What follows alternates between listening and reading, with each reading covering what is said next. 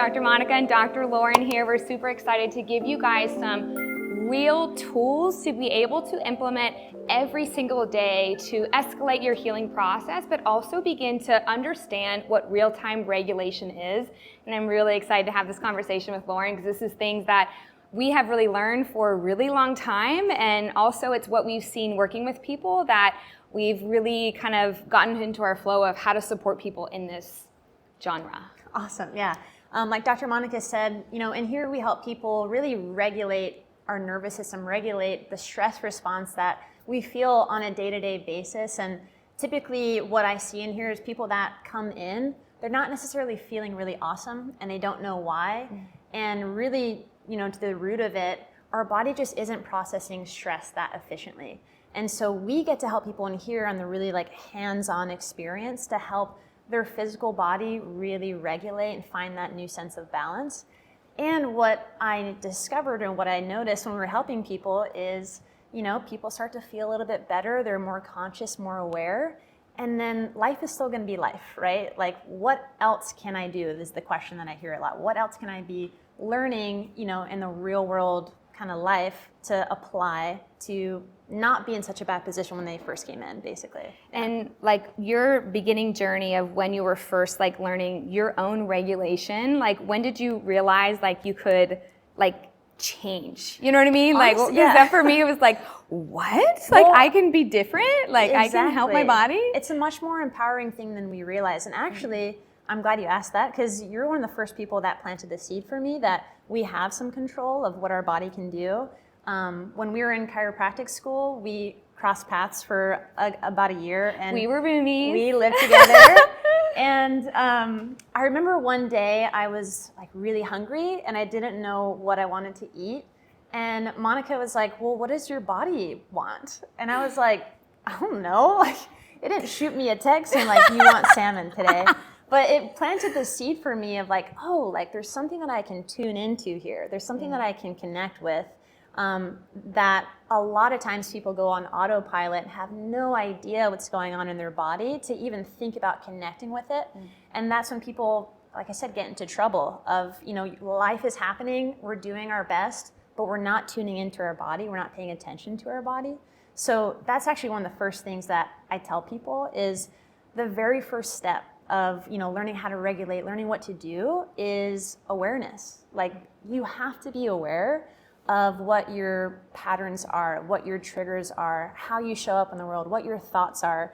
Or even be aware when you are stressed. Exactly. Some people don't, exactly. I didn't know when I was stressed until I knew I was stressed. Yeah, the classic thing that I hear a lot is someone comes up to somebody's shoulders oh, you're so stressed.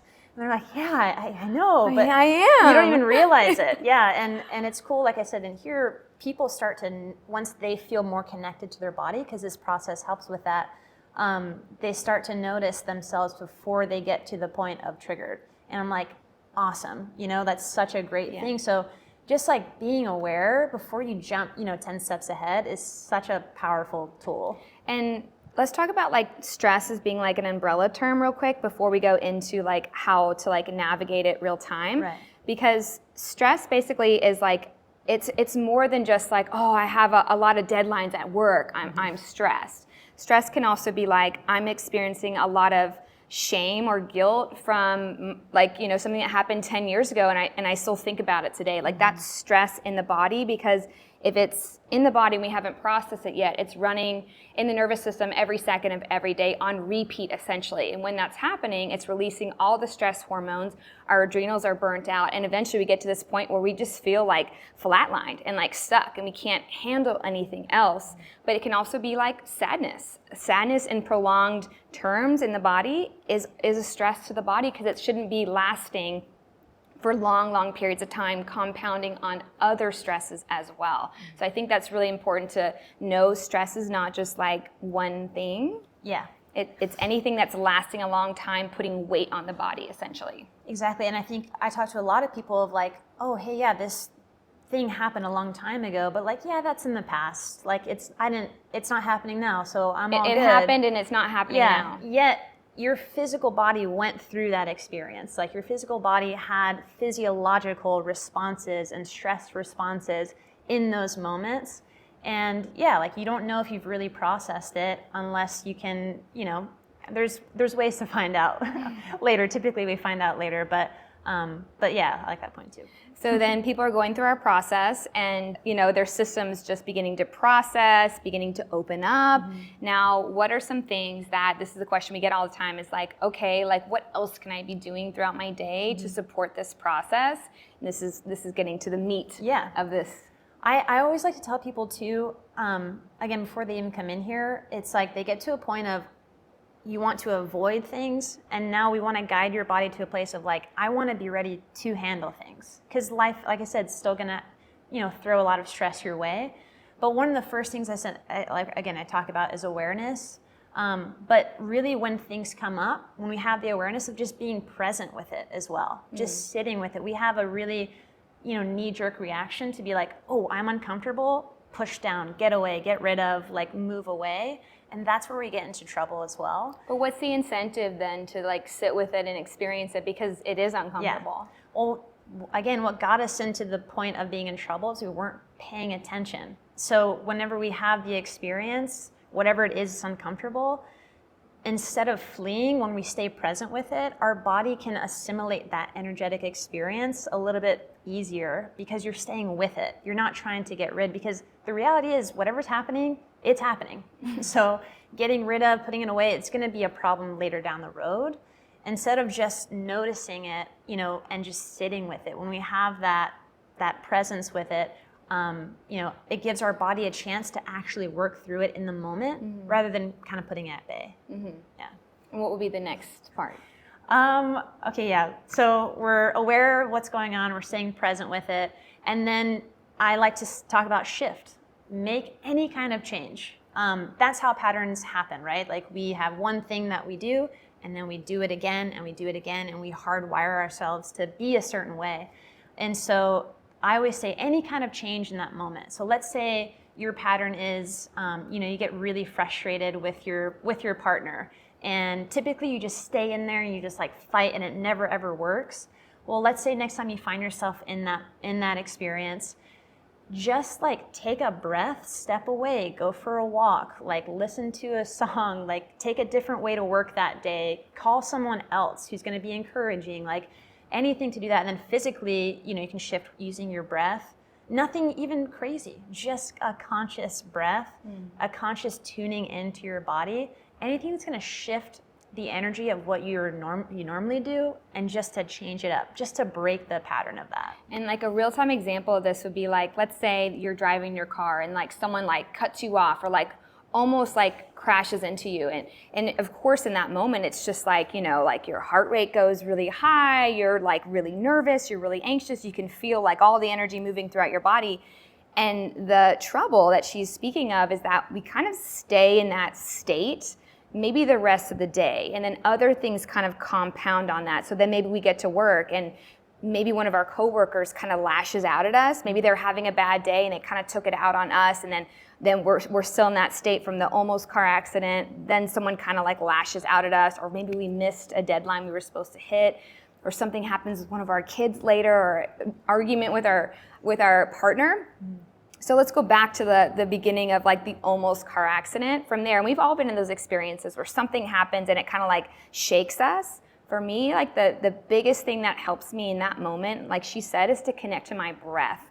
And that's like the easiest thing. Our breath is like such a beautiful tool that's always with us, will always be there, has always been there. But when we can sync up to our breath, we can kind of slowly exit out of that sympathetic tone. Sympathetic is happening when it's an emergency state, like I have to pay attention, like I have to be on right now.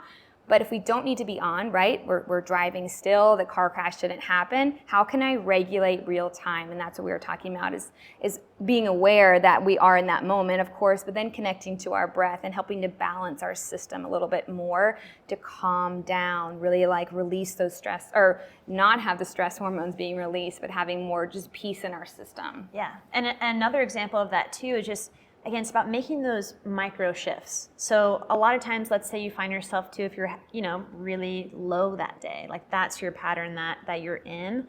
I think some people can stay there because we're, depressed or unhappy because we're not elated or really, really happy, you know? And so that can feel like such a big jump, and it's overwhelming and probably impossible. At least it feels impossible. But there's a way that we can just make the next shift up. You know what I mean? And I think, again, if you have no idea that you're even doing that, it's hard to make that change. But just reaching for the next good feeling, the next thing that's just gonna get you a little bit out of that state. Don't think you have to have, this pressure of like, I'm angry and I need to be happy. Like, I'm angry and I just need to breathe and let the energy of the anger work itself through. And it doesn't have to be, like the rest of the day is gonna be like that. We can really make shifts. And I think you get better at that over time. Mm-hmm. Like, it's not like, we don't experience difficult emotions, but we know you get better at learning how to move through it a little bit better. It doesn't drag on for as long. And that's a good point. Like, people might think eventually get to the point where life is like this, and it's just like complete happiness. And that's not actually how we're designed and wired. We're designed to grow and to evolve. And so these little stressful things, they don't have to be these big things. Little things, if we don't pay attention, lead to the really, really big signals, essentially. But those little things are intended to really stretch us and grow us and push us out of our comfort zone to be able to handle those real time is like a graceful way to navigate life. And that takes experience and practice. This is a practice.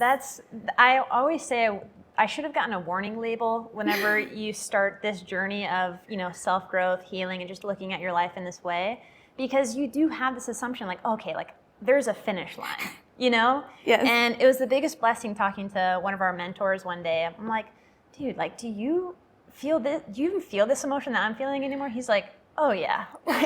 You just get better at it. You get better at processing it and moving on. And now I know when I'm in an emotion, recently if I was processing something and I was feeling very emotional and sadness was coming up, and sadness could exist, and I could also be really grateful for what's going to come on the other side of that. I could be so comfortable in it because I'm like, oh, cool. If this experience didn't happen and it didn't elicit this thing within me, I wouldn't have this opportunity to learn whatever I need to learn from this, genuinely. And I feel different on the other side of it, So, I think just that shift of, it's not about getting to 100% no pain, no stress in my life, but having this perception and awareness of when it comes up to know that this is for me in some way. And I love that you said earlier to shift just your the emotion you're experiencing. This is really important. This is where awareness comes into play, because if you're not aware that you're experiencing a certain emotion, it's just going to continue. It's just autopilot, subconscious. 95% of us is subconscious.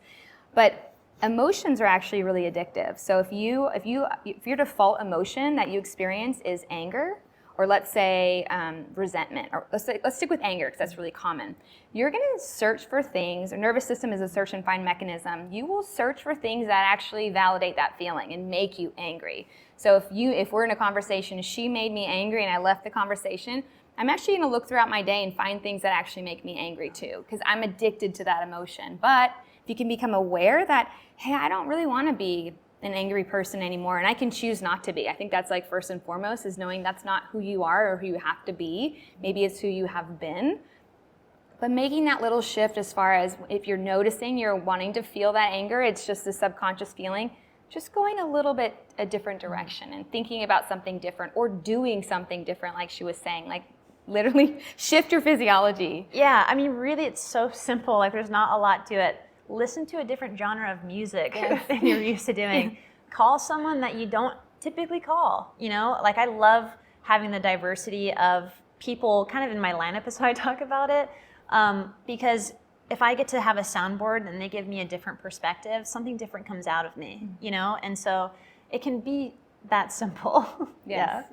And then is there another step after that? Yeah, so the last one that I kind of, again, this is just a little thing in my back pocket that I like to practice. So we're aware, we stay present with it with no judgment, we're just, with it. And then we do a little something to try and shift the energy just a bit. And then the next one is R&R, just relax and release. Relax and release. And here again, we talk a lot about energy and how all these really, when you break it down, are just energetic experiences that you've gone through. And so if you're feeling it, if you're aware, you have the option to tense or to relax. It's really subtle. And again, it's a practice, but to genuinely just find an area that you can relax. Something that I learned in school, I thought this was so interesting, is when they're teaching us how to like scan the body and you can feel where the tension is. And the teacher was saying, you can go into the tension, you think that's probably where you want to go, but actually find another part of the body that feels really open and relaxed, and lean into that part too. So we can do that same thing where, if you have really bad neck pain, it's easy to just hang out in the neck pain and focus on the neck pain and just be angry about it and I invite you to find another part in your body or scan your body, like what does feel good? Lean into that. You can expand more of that feeling, and then overall it's going to be more productive because you're not so focused on the pain. You're shifting your perspective into what feels good. Or another part of your life that feels good. Exactly. And then when you're focusing on the other part of your life that feels good, your body will automatically relax. Yeah. Your heart can open up. Yeah. So again, it's all of these things are tools. It's not like this black and white thing, but they're just micro shifts and a practice that you get better at. Yeah. And I also I was in a reassessment with a gentleman the other day, and he was like, what are some things I can do, every day, like if I'm experiencing stress? I'm like, well, do you meditate? And he's like, yeah, I meditate if I'm angry. And when my son is like making me angry, I said, okay, I see what you're doing. You're actually being reactive and you're meditating after the fact to balance out that. I like that you're doing that. Let's connect to our breath in that moment. Let's be proactive though, and let's have these rituals and practices that we do every single day before those stressful experiences happen. That way your system's in actually a better place to be able to handle it and bounce back from it, which is that adaptability that we talk about a lot in this office. Yeah. So let's wrap it up. Yeah. The tools, you want to run them down real quick? So again, the very first step is just awareness, becoming aware, of what your pattern is, what you're feeling in your body, and just sitting with that. The second one is presence. So just staying really present with whatever it may be. It's gonna be uncomfortable and it's not gonna last forever. It's going to pass. And so just being present with non-judgment and just sitting with it. And then the third one is to shift. So shift the energy, the environment, the mindset, your physical body in any kind of way. And then the last one is relax and release, R&R. Just find any point of your body, any point of your life that you can really relax into, have some form of release. And again, it's all about just making the tiny shift forward that's gonna get you out of that stuckness state, right? Yeah. And you wrote a book that has this in there. I have a few tools, yeah. Yeah. And we can give them these tools. Yeah, I have a, it's kind of a coupled thing. I have an ebook on the 8 healing essentials of real easy practical tools that cover just if you're not doing anything, kind of a start here manual kind of thing. And then along with that, this step-by-step process, I call it the holistic blueprint, just looking at the holistic, step-by-step, what can I do to help practice and move and shift through this thing. And like I said, it's a practice, but at least you kind of have something to go off of. And it's really, really cool because you will get better at it. And it'll feel so exciting and awesome whenever you do, so. I love it. I love it. We trust that you found value in this video, and if you did, please like, subscribe, and share it, and tune in next time.